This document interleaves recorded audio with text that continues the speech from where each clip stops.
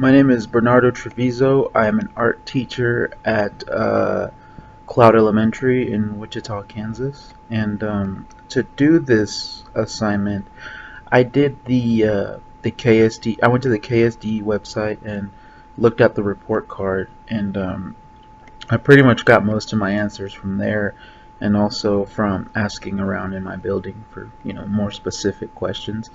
But to get started. Uh, the part of Wichita where where Cloud is at is the community there is heavily Latino, and it's actually the area where I grew up. So the school demographics reflect that community basically. It's a 91.2% Hispanic, 5% white, 2% African American, and 1.4% other. So it's a Title I school, so a lot of poverty in the school. But I think the culture article defined culture as a collective understanding of the way the world works, shared by members of a group and passed down from generation to the next.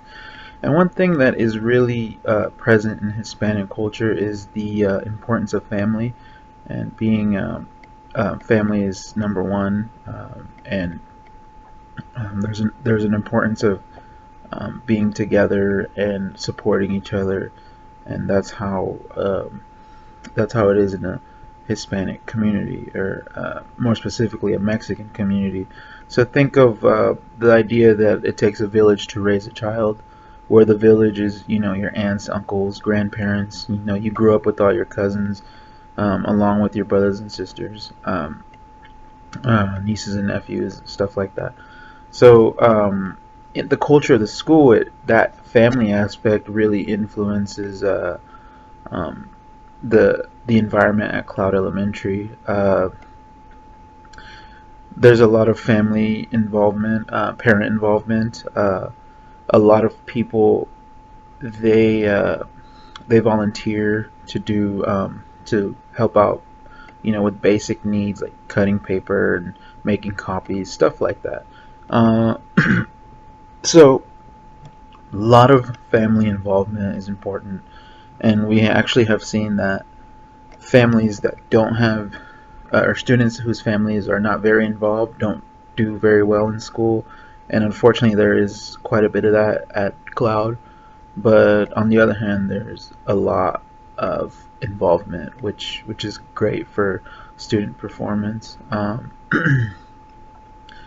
So some of the background information for Cloud Elementary, like I said, predominantly Mexican background. Many of the students are non-immigrant. We've had a few migrant students in the past, but not since I've been there. But most of their parents are immigrants.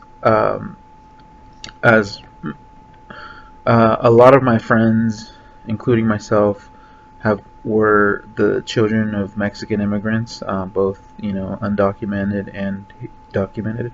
So there's some problems that come with being undocumented, and we'll talk about that later. So because of the immigrant status of a lot of parents, the home languages are Spanish and English.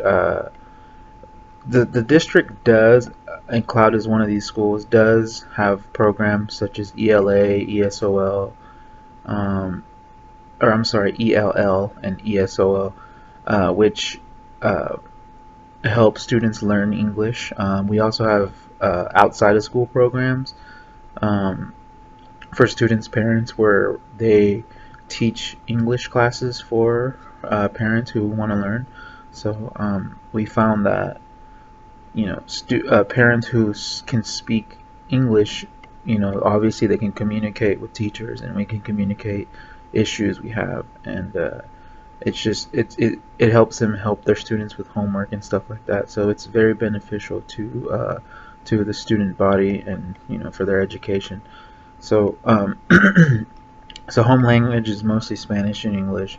Um, my school is 89.1% economically disadvantaged versus the 10.9% non-disadvantaged. So lots of poverty in my school. Like I said earlier, it's a Title I school, so that's something that is an issue.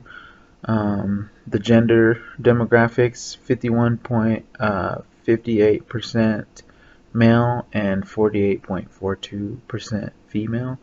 And the ages are, it's elementary, so it's 5 through 12. Um, so the math levels are based on their test scores, and it's based on level 1, level 2, level 3, and level 4. So level 1 shows a limited ability to understand and use mathematics skills and knowledge needed for college and career readiness. And these levels are going to be the same for each subject. So math, reading, social studies, and science are based on these levels. Excuse me. So some of these results are a little bit daunting and kind of unfortunate, because a lot of level 1 students in math, our percentage is 43.32, which is pretty high. And then level 2 is a basic ability to understand and use the mathematics skills and knowledge needed for college and career readiness. That's 45.12. So our two highest is level 1 and level 2. Level 1 being limited ability and level 2 being basic ability. And then level 3 shows an effective ability to understand math skills, basically for college readiness. That's 10.83. And then level 4, which is an excellent ability to understand and use mathematics, is 0.7%. So the results are not favorable for us. There's a lot of things we're trying to do in place to get those numbers up. For reading, it's basically around the same averages. Level 1 is 44.94, level 2 is 43.16, level 3 is 11.51, and level 4 is 2.15%. Again, these numbers are a little daunting.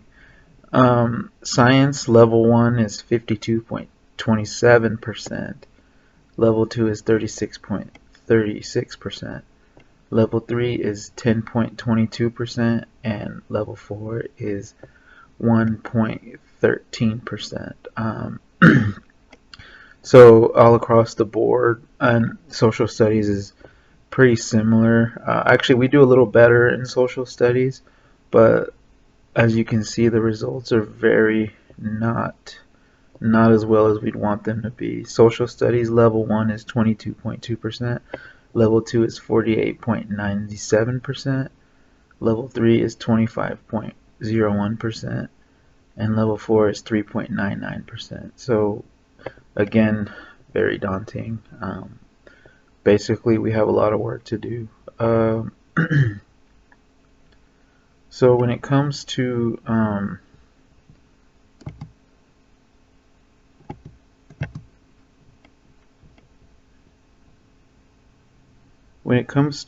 educational placement, it's basically based on how they performed last year. It's based on behavior, and where we're going to place them. So if students can't get along together, they're obviously next year going to be in a different class. It's based on their test scores. So each teacher teaches at a different level of math, science, math, reading, and social studies. Science in our school is basically a special, so it's treated like art, which I teach art, and PE and music and library.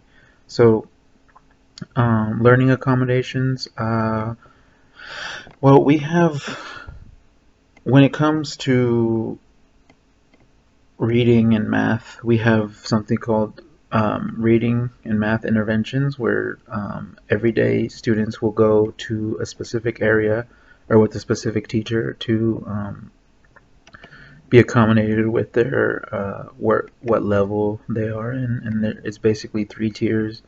Tier one being the lower levels, tier three being like the average, and then four being or three being the like the higher learners. So basically during interventions, they get what they need within each tier. And we also have special ed programs, very great special ed programs, um, which accommodate the needs of those kids, and each one is so different. So we have a few students, and they each have their own specific needs, and I think we do a pretty good job at accommodating for that. For testing accommodations, we do have test prep stuff within the interventions and all that, and kids are that before state testing, um, we set aside time for a lot of preparation for that. Um, so I think we have a lot of work to do as far as uh, trying to get our scores up. Um, but I think the school does a really good job at getting to know the students' culture. I think there's a lot of work that needs to be done.